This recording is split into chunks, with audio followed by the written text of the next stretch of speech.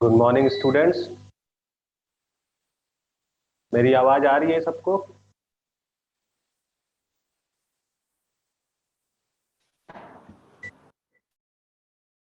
ये जितने लड़कियां बैठी हैं कौन से?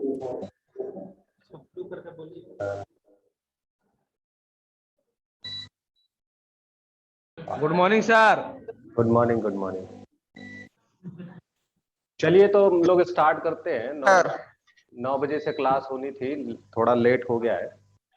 तो पिछले टर्म पे जब हम लोगों ने क्लास में पढ़ा था तो हम लोगों ने फाइलम पढ़ा था, फाइलम प्लेटी हेलमिन्थीज।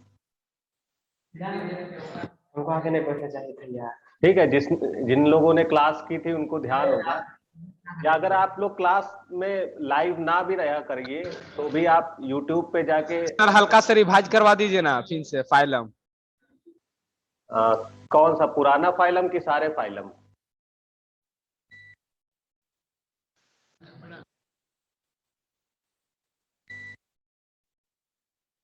देखिए, आप रिवीजन करेंगे तो हम लोग का सिलेबस कंप्लीट नहीं हो पाएगा। आप लोग रिवाइज अगर करना है ना तो आप लोग यूट्यूब चैनल पे चले जाइए। आप लोग आसानी से उसमें देख सकते हैं। क्या होगा कि जो यूट्यूब है, यूट्यूब पे अगर आप DC पलामू डालेंगे तो जो भी हम लोग क्लास यहाँ पर ले रहे हैं वो क्लासेस आपको वहां पर मिल जाएगी। तो आपके दो बेनिफिट होंगे। अगर जिनकी क्लास नहीं हो पा रही है या जो नहीं जुड़ पा रहे हैं वो उसको रिपीट देख सकते हैं, और जो जुड़ जा रहे हैं और नहीं समझ में आ रहा है तो भी वो वहां से समझ सकते हैं, या अपने नोट्स वहीं से तैयार कर सकते हैं, क्योंकि जो भी हम लोग पढ़ाते हैं वो लिखते भी जाते हैं। तो आप लोग को अच्छा रहेगा कि एक बार यूट्यूब चैनल को भी सब्सक्राइब कर लीजिए, DC पलामू को, और उसको देख लिया करिए। अगर आप लोग जो है नहीं यहाँ पर लाइव क्लास कर पाते हैं और अगर क्लास कर ले रहे हैं तब तो बहुत अच्छी बात है। तो हम लोग फाइलम पढ़ रहे थे। पिछली बार फाइलम हमने प्लेटी हेलमिन्थीज पढ़ा था। प्लेटी हेलमिन्थीज का मतलब होता है फ्लैट वर्म, यानी कि ऐसे एनिमल जो डॉर्सो वेंट्रली यानी डॉर्सल और वेंट्रल बोथ साइड जो है वो फ्लैट होते हैं, रिबन लाइक होते हैं। ठीक है, जैसे रिबन होता है वैसे ही वो फ्लैट होते हैं। उनके और भी करेक्टरिस्टिक पढ़े थे कि जैसे वो ट्रिप्लोब्लास्टिक होते हैं, मतलब तीनों जर्म लेयर उनमें पाई जाती हैं, एक्टोडर्म, एंडोडर्म और मीजोडर्म। इसके अलावा उनमें कोई सीलोम नहीं होती है। वो जनरली एंडो पैरासाइट होते हैं, मतलब कि किसी होस्ट के अंदर रहते हैं और उस में अपना मेटाबॉलिज्म कंप्लीट करते हैं। इसके अलावा उनकी जो लाइफ साइकिल होती है वो इनडायरेक्ट होती है, मतलब कि एग से डायरेक्ट एडल्ट नहीं बनता है। एग से कई सारे लार्वा बनते हैं, उसके बाद फिर एडल्ट बनता है। और भी कई चीजें पड़ी थी, जैसे जो डाइजेस्टिव सिस्टम होता है इनकम्प्लीट होता है, मतलब माउथ होता है लेकिन एनस नहीं होता है। रिप्रोडक्टिव सिस्टम जो है उनका एडवांस टाइप का होता है। एडवांस का मतलब ये है कि कंप्लीट होता है, हर्माफ्रोडाइट होता है, मेल और फीमेल एक ही में होते हैं। ठीक है, तो ये सारी चीजें हम लोगों ने। रेस्पिरेटरी सिस्टम जो है वो बिल्कुल नहीं होता है। रेस्पिरेशन जो है वो एनएरोबिक टाइप का होता है, मतलब कि क्योंकि होस्ट के अंदर रहते हैं तो जनरली जो जनरल बॉडी सरफेस से ही हो जाता है। जो एक्सक्रीटरी सिस्टम है उसके लिए एक डिफरेंट सिस्टम होता है, फ्लेम सेल्स होती हैं। तो ये सारी चीजें हमने पिछले फाइलम में पढ़ी थी। अब हमें नया फाइलम पढ़ना है, फाइलम एस्के हेलमिन्थीज। ठीक है, एनिमल किंगडम में अगला जो फाइलम है एस्के हेलमिन्थीज, जिसको निमेटोडा भी कहते हैं। ठीक है, तो अब इसके जनरल करेक्टर पढ़ेंगे, क्या क्या करेक्टर होते हैं इसमें।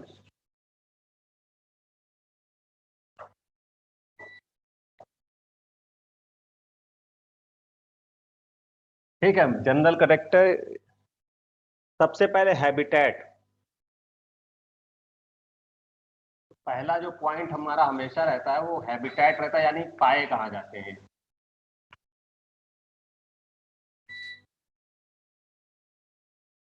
तो मुख्यतः जो ये ग्रुप है इसमें भी जितने एनिमल होते हैं वो एंडोपैरासाइट होते हैं, या तो प्लांट में होंगे या फिर एनिमल के एंडोपैरासाइट होंगे। तो दे आर एंडोपैरासाइट ऑफ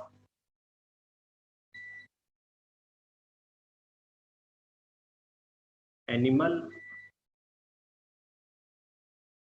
और प्लांट्स। ठीक है, मैंने पिछली बार भी बताया था कि एंडोपैरासाइट होते क्या है। हमने आपको ये भी डिटेल में बताया था कि पैरासिटिक एडाप्टेशन होता क्या है या पैरासिटिक रिलेशनशिप होता क्या है।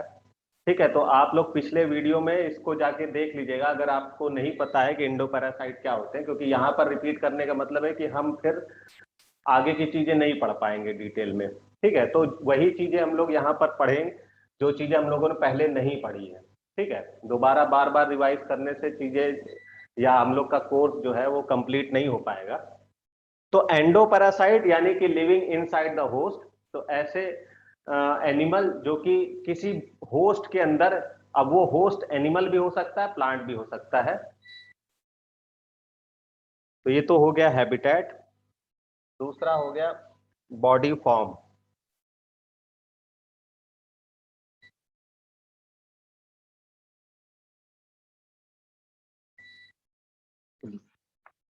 बॉडी फॉर्म,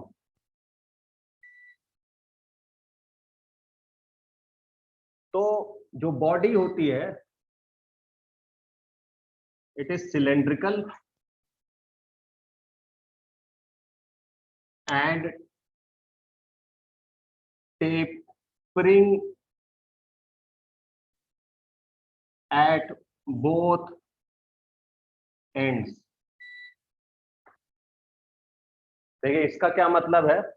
इसका मतलब ये है कि जो बॉडी होगी वो सिलिंड्रिकल होती है, मतलब कि कैसे ट्यूब लाइक होती है। ठीक है, और जो उसका हेड और टेल पोर्शन, ठीक, वो कैसा होता है, टेपर होता है। फॉर एग्जाम्पल हम एस्कैरिस का एक डायग्राम बनाते हैं। देखिए ये एनिमल है एस्कैरिस। ठीक है, इसको कॉमनली राउंड वॉर्म कहते हैं।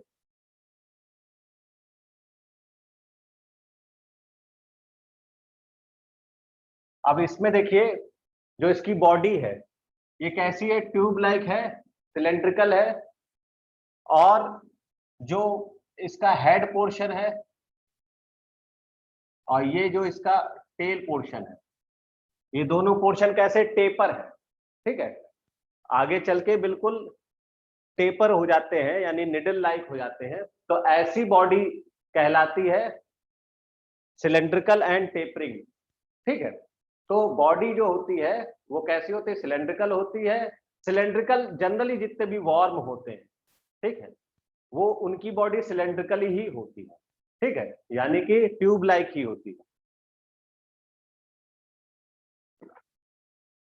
इसके अलावा इसमें कोई सेगमेंटेशन नहीं पाया जाता है। सेगमेंटेशन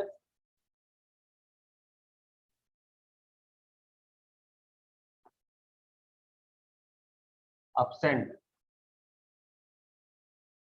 ठीक है, मतलब एनिमल में कोई सेगमेंट नहीं पाए जाते हैं, जैसे कि अभी आगे चल के आपको कई सारे एनिमल मिलेंगे जिनमें सेगमेंटेशन भी पाया जाता है।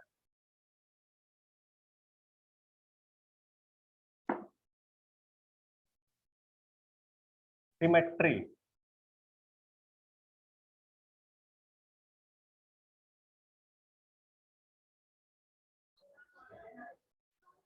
सब लोगों ने पिछली बार जो एनिमल पढ़ा था यानी कि फ्लैट वर्म प्लेटी हेलमिंथी, उसमें जो सिमेट्री होती है सेम सिमेट्री इसमें भी होती है। हमने जब स्टार्टिंग में एनिमल किंगडम शुरू किया था तभी आपको बताया था कि जनरली एनिमल ग्रुप में दो ही टाइप की सिमेट्री होती है, तीसरी जो है सिर्फ एक ही ग्रुप में पाई जाती है। फिलहाल तो दो ही होती है, एक रेडियल होती है, ठीक है, अगर किसी एनिमल में सिमेट्री पाई जा रही है। अगर नहीं पाई जा रही वो तो फिर एसिमेट्रिकल है। और अगर पाई जा रही तो दो ही तरीके की सिमेट्री होती है। एक होती है रेडियल, ठीक है, रेडियल का मतलब कि वो किसी भी रेडियस से आप काटिए, ठीक है, मतलब कोई भी लाइन अगर रेडियस से जा रही है, चाहे वो तिरछी हो, चाहे वो जो है हॉरिजॉन्टल हो, चाहे या फिर वर्टिकल हो, ठीक है, तो वो क्या होगा, वो मतलब कि मिरर इमेज बनाएगा। ठीक है, मतलब कि वो कितने भी प्लेन से काटिए तो वो हमेशा एक मिरर इमेज तैयार करेगा। दूसरी सिमेट्री होती है बायलेटरल सिमेट्री। बायलेटरल सिमेट्री का मतलब head to tail one time जब आप या एक लाइन में काटते हैं तो वो दो भागों में बराबर बट जाता है। लेकिन अगर आप जो है उसको मिडिल से काटेंगे तो फिर वो दो इक्वल पार्ट में डिवाइड नहीं होगा। तो ऐसी सिमेट्री जिसमें हेड टू टेल जब हम कट करते हैं और वो दो इक्वल भाग में या लेटरल साइड उसके इक्वल हो जाए तो वो बायलेटरल सिमेट्री कहलाती है। ठीक है, फॉर एग्जाम्पल यही एक एनिमल है, अगर हम इसको ऐसे कट करें तो ये इक्वली डिवाइड हो जाएगा। ठीक है, लेकिन जब हम इसको ऐसे कट करेंगे तो इसके ऑर्गन या जो सिस्टम है वो क्या हो जाएगा, इरेगुलर हो जाएगा। क्योंकि अब मान लीजिए कि यहां पर इसकी एलिमेंट्री कैनाल गई हुई है, तो हो सकता है इस पार्ट में एलिमेंट्री कैनाल आए ही ना, इस पार्ट में आए, या कुछ पोर्शन इस पार्ट में आए, कुछ पोर्शन इस पार्ट में आए, लेकिन ये मिरर इमेज नहीं हो पाएगा। तो मिरर इमेज तब होगा जब वो बायलेटरल, फॉर एग्जांपल जैसे बटरफ्लाई, ये बटरफ्लाई है, इसको जब आप कट करिए मिडिल से, हेड टू टेल जब आप कट करेंगे तो ये दो इक्वल पार्ट में या मिरर इमेज तैयार हो जा रही है। लेकिन जब आप इसको इस तरीके से कट करेंगे तो आपको मिरर इमेज नहीं मिलेगी, क्योंकि अब देखो ऊपर एंटीना मिल रहा है लेकिन नीचे एंटीना नहीं, ऊपर हेड है लेकिन नीचे हेड नहीं है। ठीक है, तो ऐसे डिवीजन को जिसमें एक प्लेन पर यानी हेड टू टेल जब कट करें तो दो इक्वल पार्ट में डिवाइड हो जाए, तो इस तरीके की सिमेट्री क्या कहलाती है, बायलेटरल सिमेट्री। तो इनमें भी बायलेटरल सिमेट्री पाई जाती है।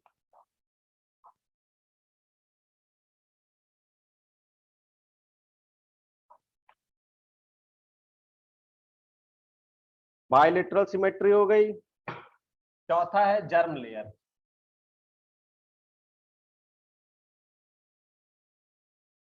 तो जर्म लेयर इनमें भी तीनों पाई जाती है, यानी ट्रिप्लोब्लास्टिक होते हैं।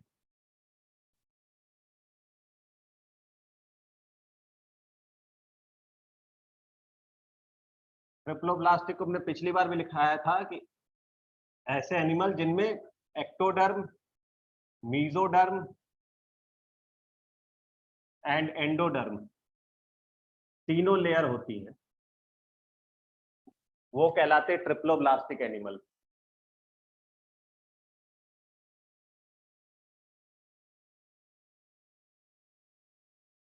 पांचवा है बॉडी वॉल।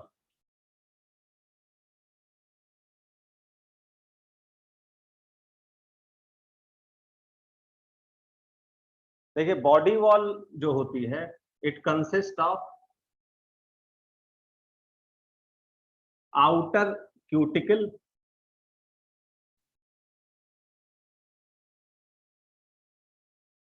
उसके नीचे होती है एपिडर्मिस, और उसके नीचे होती मसल्स।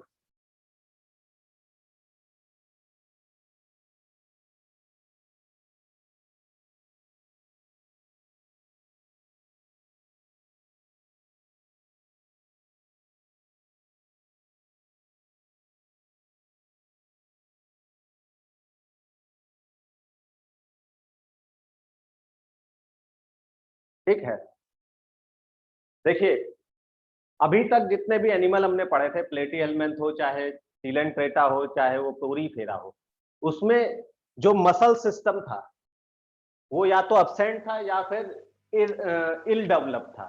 इल डेवलप का मतलब ये होता है कि उनमें पूरी तरीके से डेवलप नहीं था। लेकिन इनमें जो मसल्स होती हैं वो डेवलप्ड होती हैं, जनरली लॉन्गिट्यूडिनल मसल्स पाई जाती है, क्योंकि ये जो ब्लड सक करते हैं या जो भी फूड सक करते हैं वो मस्कुलर करंट से ही सक करते हैं। ठीक है, दूसरी चीज, एक स्पेशल चीज होती है इनमें, जो इनकी एपिडर्मिस होती है वो सिंसाइकियल होती है।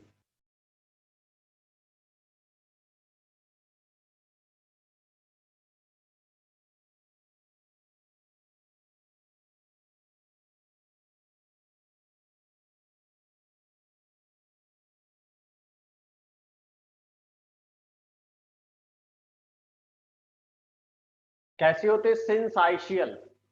अब ये सिंसाइशियल क्या है? देखिए जनरली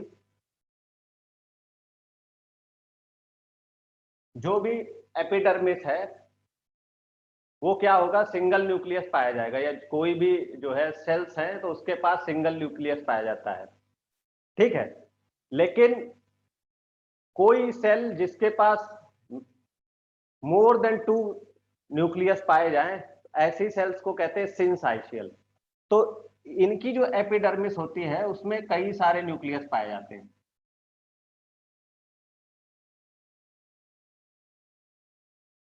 इस तरीके से कई सारे न्यूक्लियस पाए जाते हैं, ठीक है। ये सिस्टम जब फंजाई आपको पढ़ाया जाएगा तो भी आपको बताया जाएगा कि फंजाई में भी इसी तरीके से सिंसाइशियल माइसीलियम होते हैं, ठीक।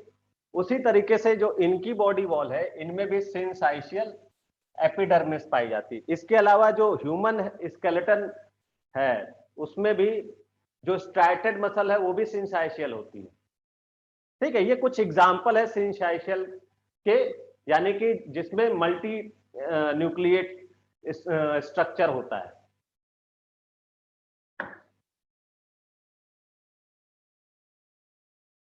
डाइजेस्टिव सिस्टम फिक्स है, डाइजेस्टिव सिस्टम ये बहुत इंपॉर्टेंट है। इंपॉर्टेंट ये है कि इससे पहले हमने जितना भी डाइजेस्टिव सिस्टम पढ़ा या तो था नहीं, अब्सेंट था जितने भी ग्रुप में, जैसे प्लेटी एलिमेंट में था तो, लेकिन वो इनकम्प्लीट था।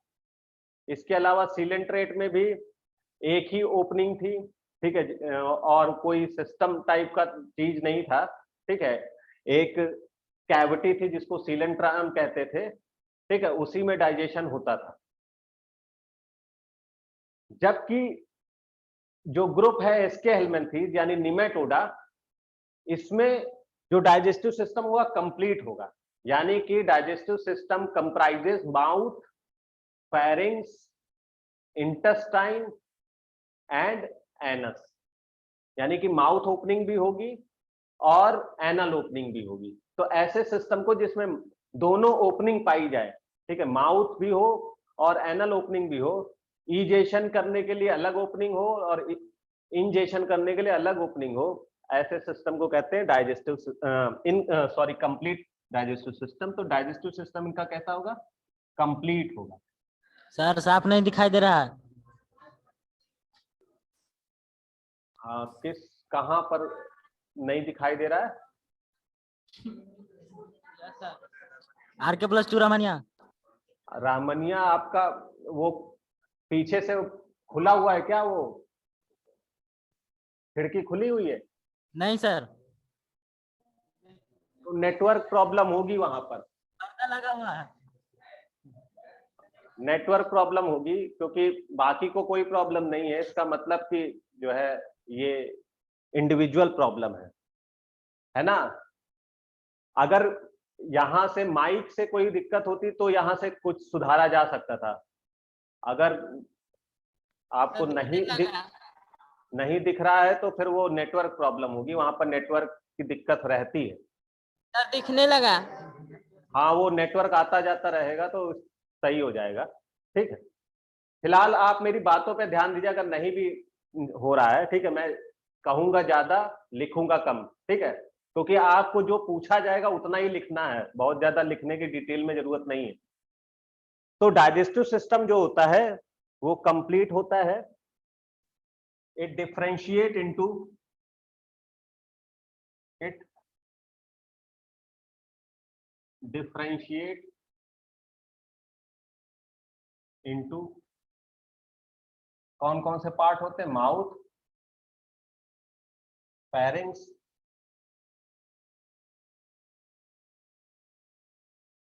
इंटेस्टाइन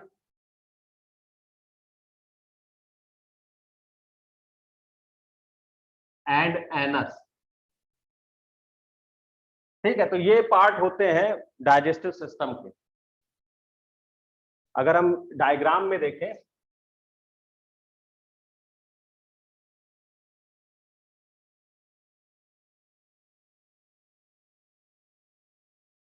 तो यहां से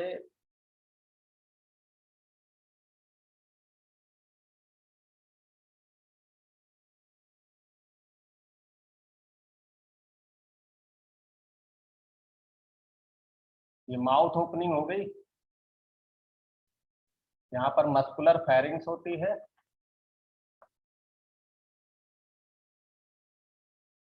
और ये जो रीजन है ये कहलाता है इंटेस्टाइन।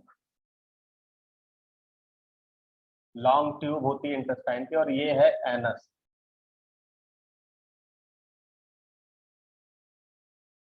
ठीक है, तो ये हो गया डाइजेस्टिव सिस्टम। नेक्स्ट आते हैं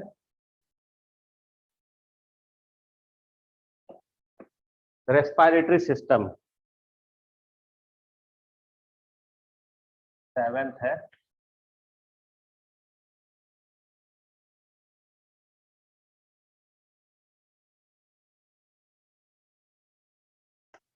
देखिए, रेस्पिरेटरी सिस्टम इसमें भी इल डेवलप होता है।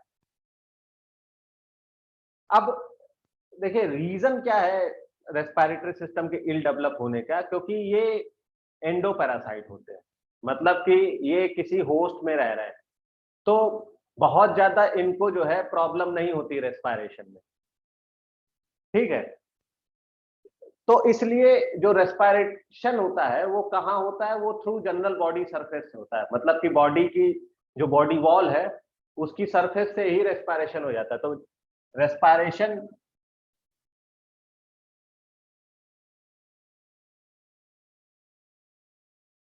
अकर बाय डिफ्यूजन। डिफ्यूजन होगा सिंपल। डिफ्यूजन का मतलब है कि from higher concentration to lower concentration जो भी गैसेस हैं वो एक्सचेंज हो जाती है। Respiration occur by diffusion through general body surface.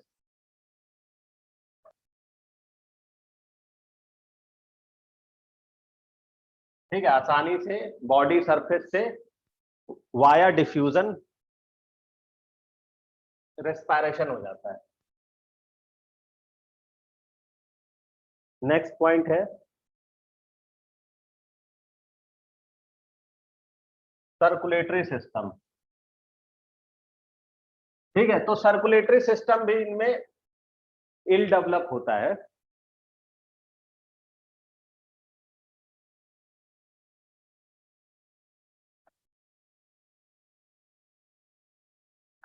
Ill develop का मतलब absent होता है, circulatory system is absent। absent का मतलब है कि इसमें कोई, देखिए सर्कुलेटरी सिस्टम होता किस लिए है, सर्कुलेटरी सिस्टम होता है गैसेस के एक्सचेंज के लिए। ठीक है, गैसेस का एक्सचेंज वो किसी जो है ब्लड कैपिलरीज या आप कहो कि ब्लड सेल्स से होते हुए वो पूरी बॉडी में पहुंचाए। ठीक है, मेन काम जो होता है वो गैसेस का एक्सचेंज होता है सर्कुलेटरी सिस्टम के कारण। लेकिन जब गैसेस का एक्सचेंज ही जनरल बॉडी सरफेस से हो रहा है तो सर्कुलेटरी सिस्टम की जरूरत क्या है। तो सर्कुलेटरी सिस्टम क्या होता है, एब्सेंट होता है, आपको इसमें ब्लड सेल्स ब्लड पिगमेंट्स नहीं मिलते। ठीक है,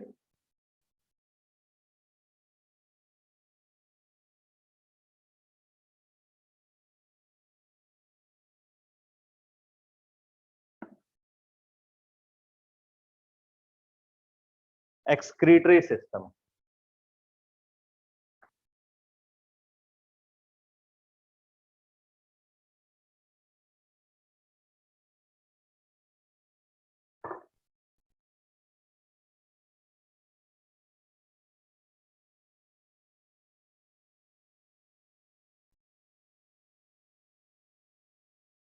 तो जो एक्सक्रीटरी सिस्टम होता है ये वेल डेवलप्ड होता है,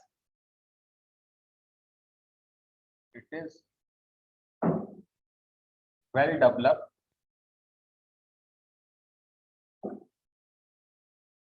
एच शेप्ड स्ट्रक्चर।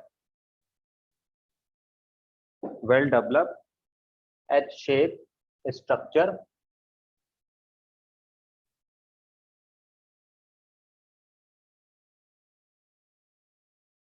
और जो इनका एक्सक्रीटरी मटेरियल होता है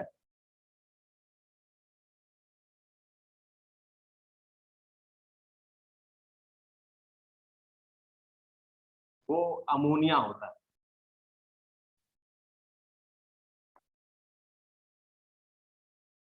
अमोनिया क्यों होता है?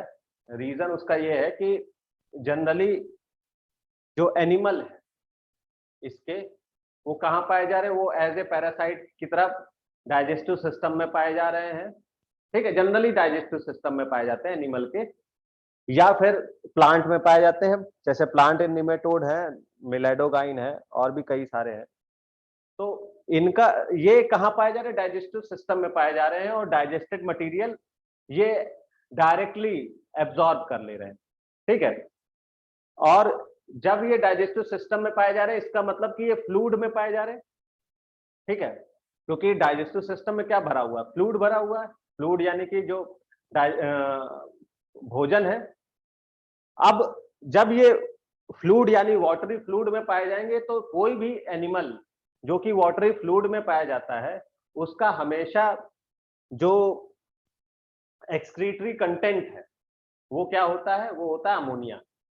और जो जिनको वाटर लॉस से बचना होता है या वाटर को प्रिजर्व करना होता है, ऐसे एनिमल, उनका जो एक्सक्रीटरी कंटेंट होता है वो होता है यूरिक एसिड। जैसे बर्ड्स में होता है, ठीक है, क्योंकि उनको फ्लाइट करनी है, उड़ना है, तो उनको वाटर अगर रिटेंशन करेंगे, वाटर को ज्यादा रखेंगे, तो बॉडी हैवी हो जाएगी, हैवी हो जाएगी तो उड़ नहीं पाएंगे। उसी तरीके से इंसेक्ट है, इंसेक्ट को भी वाटर रिटेंशन करना होता है। अधिकतर वो वार्म वेदर में पाए जाते हैं, या जो है वो जनरली वाटर रिटेंशन करते हैं। तो इंसेक्ट भी जो है वो यूरिक एसिड रिलीज करते हैं। जबकि जो ऐसे वेदर में रहते हैं जो कि ना ज्यादा वार्म होता है और ना ज्यादा कूल होता है, ठीक है, टेम्परेचर जनरली मेंटेन रहता है, तो ऐसे एनिमल वो यूरिया एक्सक्रीट करते हैं, जैसे कि ह्यूमन बीइंग है। ठीक है, तो वो एनिमल जो कि वाटर में रहते हैं या वाटरी फ्लूइड में रह रहे हैं, उनका एक्सक्रीटरी कंटेंट हमेशा अमोनिया रहता है। तो इनका भी एक्सक्रीटरी कंटेंट क्या है? वो अमोनिया है।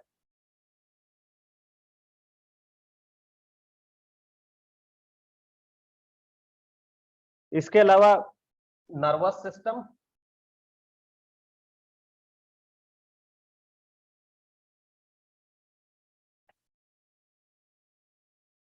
जो नर्वस सिस्टम होता है इनका वेल डेवलप्ड होता है। कई सारे रिसेप्टर पाए जाते हैं। It is well developed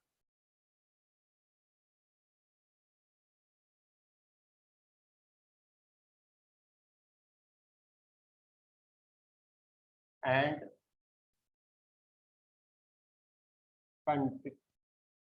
comprises या contains कीमोरिसेप्टर। कीमोरिसेप्टर भी होते हैं।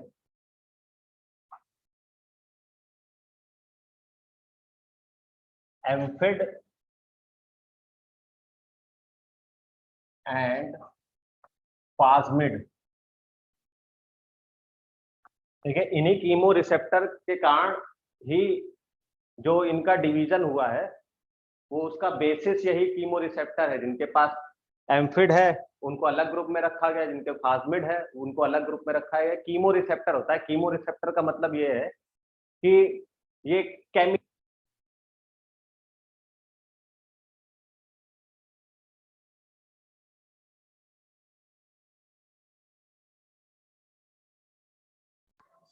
सर आवाज नहीं आ रही है।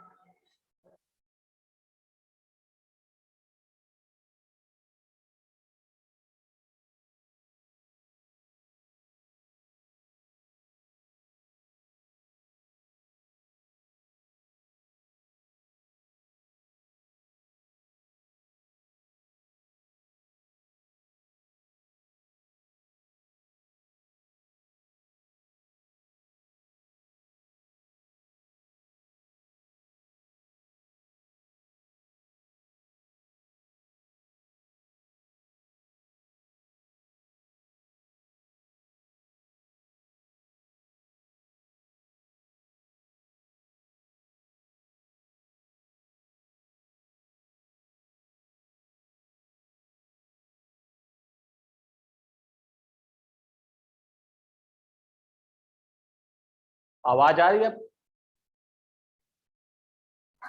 यस सर, आ रही है। चलिए ठीक है।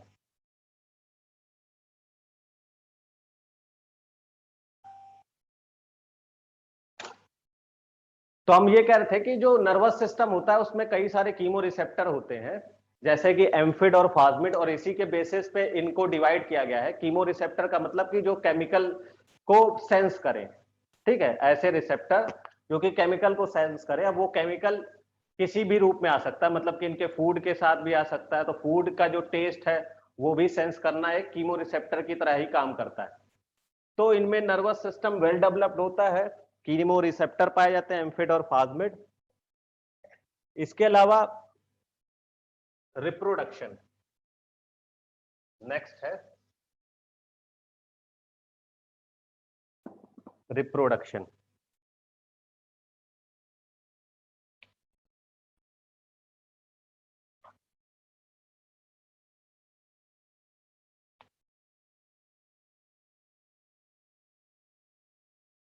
देखिए, अब इसमें रिप्रोडक्शन बहुत डिफरेंट हो जाता है। डिफरेंट क्या हो जाता है कि ये यूनिसेक्सुअल होते हैं।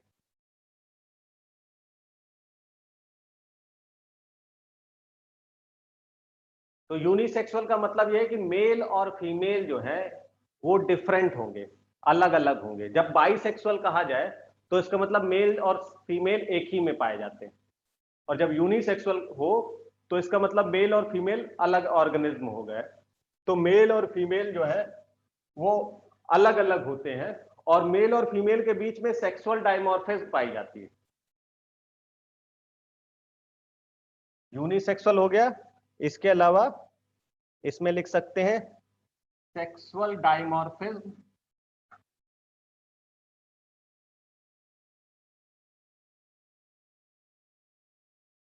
प्रेजेंट। अब एक वर्ड आया है सेक्सुअल डायमॉर्फिज्म,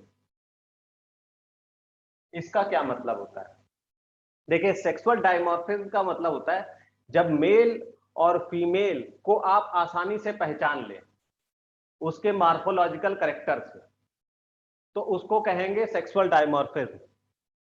यानी कि मेल और फीमेल में कुछ डिस्टिंक्टिव फीचर होंगे। हो सकता है कि female is larger than male, ठीक है, और male is colourless, female is coloured, ऐसा कुछ कई सारी चीजें होते हैं। जैसे बर्ड है फॉर एग्जाम्पल, एक एग्जाम्पल आपको बता रहे, बर्ड में क्या हो जाता है कि बर्ड में आपको जो मेल होगा हमेशा ब्राइटली कलर्ड दिखेगा, मतलब कि उसमें अच्छे कलर होंगे। फॉर एग्जाम्पल अगर आप गौरैया ही देखिए, स्पैरो देखिए, हाउस स्पैरो, अधिकतर गौरैया आप लोग देख रहे होंगे, तो आपको जो फीमेल दिखेगी वो बहुत डल कलर की होती है, ठीक है, उसमें बहुत डिस्टिंक्टिव फीचर नहीं होते हैं, मतलब अच्छे फीचर नहीं होते हैं। लेकिन जो मेल होते हैं वो क्या होते हैं, वो कलर्ड होते हैं, अच्छा कलर, ब्राइट कलर्ड होगा। अगर मोर ही देखिए आप, तो मेल जो है मोर, उसके पास पंख अच्छे खासे मिलेंगे, ठीक है, अच्छा खासा कलर होगा उसका।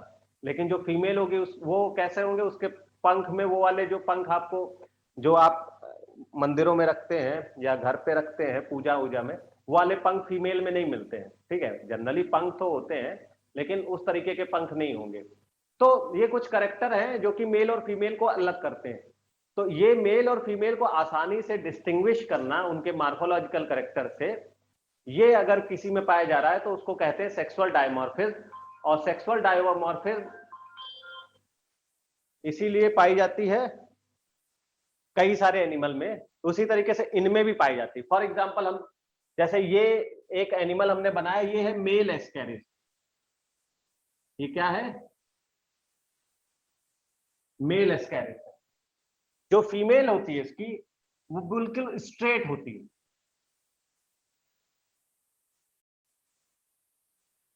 ये है फीमेल। अब डिफरेंस क्या है ये समझिए, एक तो ये स्ट्रेट है, ठीक, ये क्वाइल है, ये फीमेल हो गई और ये मेल हो गई। तो ये स्ट्रेट, ये क्वाइल। दूसरा फीचर देखिए, it is longer than female, ये लॉन्ग है, ये स्मॉल है। तीसरा करेक्टर है, यहां पर फीनियल सीटी पाई जाती है। दो जो है ये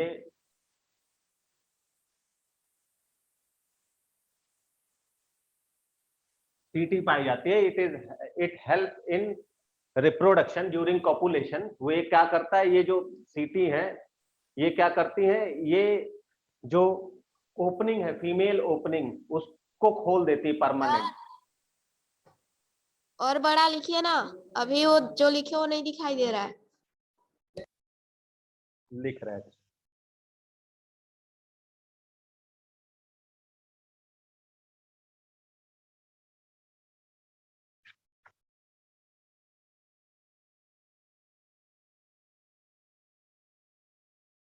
ये, यहां लिख दे रहे हैं फीनियल सीटी।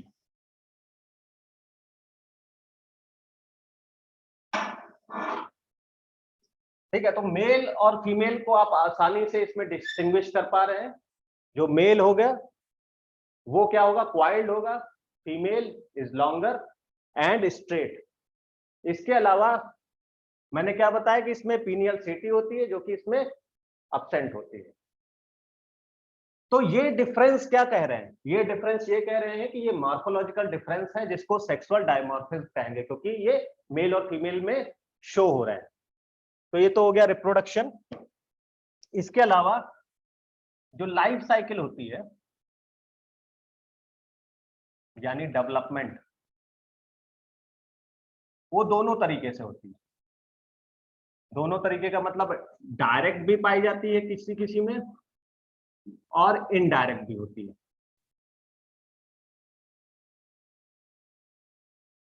ठीक है, डायरेक्ट और इनडायरेक्ट का पिछले टर्न पे जब भी जो हमने पढ़ाया था तो उसमें डिटेल में बताया था, आप जाके यूट्यूब पे देख लीजिएगा अगर जिन्होंने नहीं देखा है। डायरेक्ट का मतलब होता है एग टू एडल्ट और इनडायरेक्ट का मतलब होता है एग टू लार्वल या फिर प्यूपल स्टेज देन एडल्ट। ठीक है, तो इस तरीके से अगर कई सारे स्टेजेस इन्वॉल्व हो जाए तो इनडायरेक्ट लाइफ साइकिल, और जब डायरेक्ट हो यानी कि विदाउट कोई लार्वल स्टेज और प्यूपल स्टेज तो वो फिर डायरेक्ट कहलाती है। अब इनमें लार्वल स्टेजेस पाई जाती हैं कुछ में,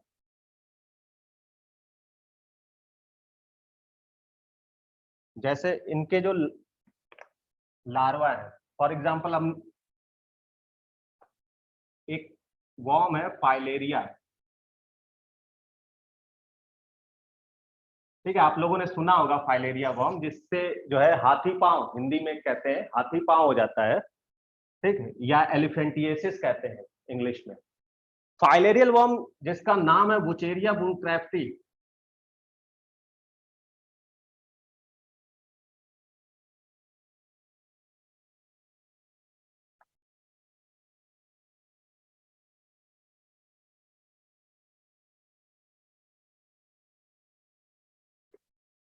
ठीक है, इसकी जो लाइफ साइकिल होगी वो डायरेक्ट होगी। लेकिन एक और वॉर्म है जिसका नाम है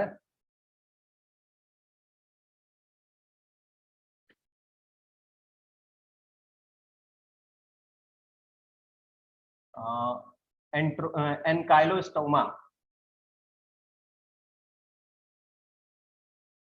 इसमें क्या होता है, एडल्ट होता है, ये एग प्रोड्यूस करेगा। ठीक है, एग में मॉल्टिंग होती है। देखिए मॉल्टिंग को समझिए थोड़ा सा, अभी आपको समझ में नहीं आएगा।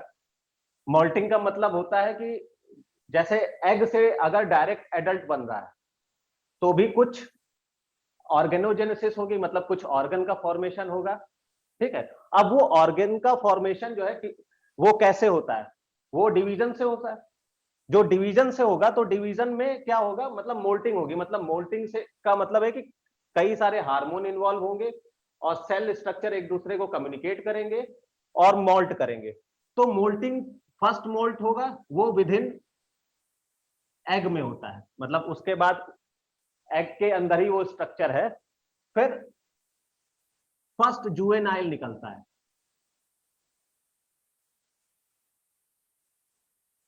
अब इस फर्स्ट जुवेनाइल को कहते हैं रैबिडिटी। अब ये तो फर्स्ट जुवेनाइल इसी के अंदर रह गया। जो सेकंड जुवेनाइल बनेगा ये तो फर्स्ट मॉल्ट हुआ तो फर्स्ट जुवेनाइल बना। सेकंड जो मॉल्ट होगा इससे बनेगा सेकंड जुवेनाइल। अब जो सेकंड जुवेनाइल बना इसको सेकंड जे भी कहते हैं। ये एग को हैच करके बाहर निकलता है और इस सेकंड जुवेनाइल को कहते हैं रैबिडिटी-फॉर्म लार्वा।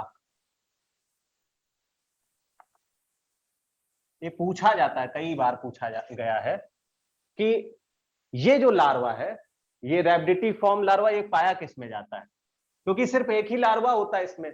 जबकि लाइफ साइकिल अगर आप प्लेटीहेल्मिन्थ की देखिए तो उसमें बहुत सारे लार्वा हमने पढ़ा है कि मिरासीडियम होता है, स्पोरोसिस्ट होता है, रेडिया होता है, सर्केरिया होता है, सिस्टीसर्कस होता है। तो ऐसे कई सारे लार्वा उसमें होते हैं, लेकिन इसमें सिर्फ एक लार्वा पाया जा रहा है, यानी कि रैबिडिटी-फॉर्म लार्वा। यही आपको याद रखना है कि अगर पूछा जाए कि रैबिडिटी-फॉर्म लार्वा कहां पाया जाता है तो वो सिर्फ इस ग्रुप में पाया जाता है, एनकाइलोस्टोमा यानी निमेटोडा में। अब इसके बाद रैबिडिटी-फॉर्म लार्वा वो थर्ड जुवेनाइल बनेगा, इसके बाद फोर्थ जुवेनाइल बनेगा, फोर्थ के बाद फिर एडल्ट बनता है। तो इस तरीके से कई सारे मोल्ट होते हैं इनमें, ठीक है। हर मोल्ट में अलग अलग स्ट्रक्चर डेवलप होते हैं। फॉर एग्जांपल इसमें हो सकता है इंटेस्टाइन ना डेवलप हो क्योंकि इसको फूड की जरूरत नहीं है, इसमें डेवलप हो क्योंकि इसको फूड की जरूरत है। तो इस तरीके से जिस लार्वा को जिस चीज की जरूरत होती है वो स्ट्रक्चर डेवलप होते हैं। मोल्टिंग का मतलब ये है कि हर मोल्ट में कुछ नई चीजें डेवलप हो और कुछ जो है वो क्या हो, वो डीजनरेट हो। तो ये जो डेवलपमेंट कहलाता है ये इनडायरेक्ट डेवलपमेंट है, यानी कि इसमें लार्वल स्टेजेस इन्वॉल्व हो जाती है। अच्छा, कुछ क्वेश्चन कर लेते हैं, हमारे पास 5 मिनट है। उस क्वेश्चन से कम क्लियर हो जाएगा कि आपने कितना समझ में आया आपको। तो क्वेश्चन लिखते हैं, आपको आंसर बताने हैं।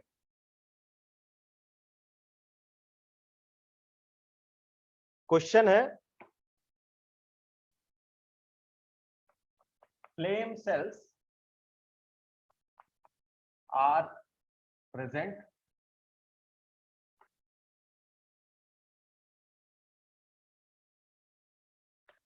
ऑप्शन है सीलेंट रेट,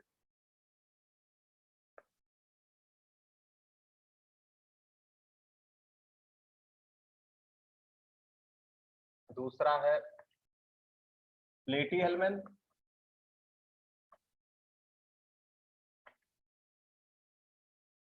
तीसरा है एनिलिडा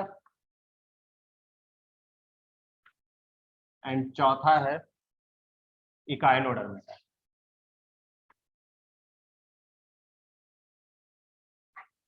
तो कोई बताएगा कि किस में प्रेजेंट होता है फ्लेम सेल?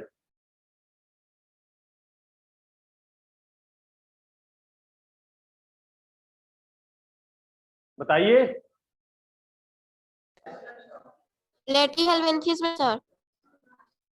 ठीक है, तो प्लेटीहेल्मिन्थ में हमने पिछले टर्म पे बताया था जब ये चैप्टर पढ़ाया था कि यही एक डिस्टिंक्टिव कैरेक्टर होता है कि flame cells is a excretory structure जो कि सिर्फ और सिर्फ प्लेटीहेल्मिन्थ में पाया जाता है। तो हमेशा वही चीजें पूछी जाती है जो कि डिस्टिंक्टिव या उसका कैरेक्टरिस्टिक फीचर होता है। तो इस ग्रुप का कैरेक्टरिस्टिक फीचर क्या है? Flame sales. नेक्स्ट एक और क्वेश्चन लिखते हैं।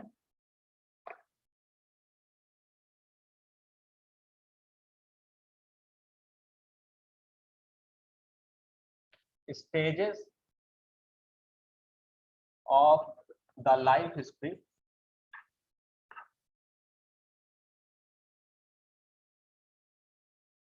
of liver fluke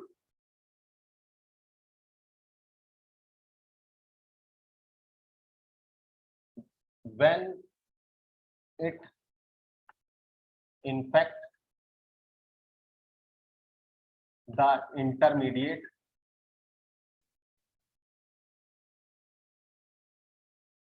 host is। तो इसमें पहला ऑप्शन है मेटासर्केरिया, दूसरा है सिस्टीसर्कस, तीसरा है रैबिडिटी-फॉर्म एंड चौथा है मीरासीडियम। देखिए ये वाला क्वेश्चन आपको डिटेल में हमने बताया नहीं है, लेकिन आपको आना चाहिए इसलिए हमने लिखवा दिया है। Stage of the life history of liver fluke. Liver fluke है क्या? लीवर फ्लूक है फैशियोला, फैशियोला हिपैटिका, जो कि लीवर में पाया जाता है किसके? शीप के। When it infect the intermediate host, जो इसका इंटरमीडिएट होस्ट होता है वो होता है स्नेल, ठीक है, और जो इसका डेफिनेटिव होस्ट है या जो प्राइमरी होस्ट है वो है शीप। तो जो इंटरमीडिएट होस्ट है वो किससे इन्फेक्ट होता है? किस लार्वा से? पूछा गया कि मेटासर्केरिया, कि रेब्डिटिफॉर्म, कि सिस्टिसर्कस, कि मीरासीडियम। कोई बताएगा? किसी ने पढ़ा हो? सर एक बार फिर से समझाइए क्वेश्चन। क्वेश्चन ये है कि लीवर फ्लूक यानी फैशियोला, जिसकी लाइफ साइकिल में दो होस्ट हैं, एक प्राइमरी होस्ट जो कि शीप, और जो इंटरमीडिएट होस्ट होता है यानी जो बीच का होस्ट होता है वो होता है स्नेल। अब वो इंटरमीडिएट होस्ट को किस लार्वा से इन्फेक्ट करता है? तो इसमें लार्वल स्टेजेस दी हुई हैं। मेटासर्केरिया हो सकता है, कि सिस्टिसर्कस हो सकता है, कि रेब्डिटिफॉर्म हो सकता है, कि मीरासीडियम हो सकता है। तो देखिए रेब्डिटिफॉर्म तो नहीं होगा क्योंकि ये लार्वा किसका है? ये एस्के हेलमेंथ का है, जबकि लीवर फ्लूक कौन है? प्लेटी हेलमेंथ है। तीसरा सिस्टिसर्कस नहीं होता क्योंकि ये जो लार्वा है ये टीनिया का है। चौथा जो मेटासर्केरिया है ये प्राइमरी होस्ट को इन्फेक्ट करता है, इसलिए ये भी नहीं होगा। तो इंटरमीडिएट होस्ट को जो इन्फेक्ट करता है वो होता है मीरासीडियम, ठीक है। इसको हमने आपको डिटेल में नहीं बताया था, लेकिन फिर भी ये क्वेश्चन पूछा जा सकता है। अगर पूछा जाए कि प्राइमरी होस्ट को कौन करता है तो वो मेटासर्केरिया हो गया, और इंटरमीडिएट तो मीरासीडियम, ठीक है। तो ऐसे कई सारे क्वेश्चन आप लगाइए। अगर कोई डाउट होता है तो आप उस चैनल पे कमेंट भी कर सकते हैं कि सर ये क्वेश्चन है, इसको अगले टर्न पे अगले टॉपिक में पढ़ा दीजिएगा, ठीक है। तो आज के लिए इतना ही रखते हैं। Thank you so much.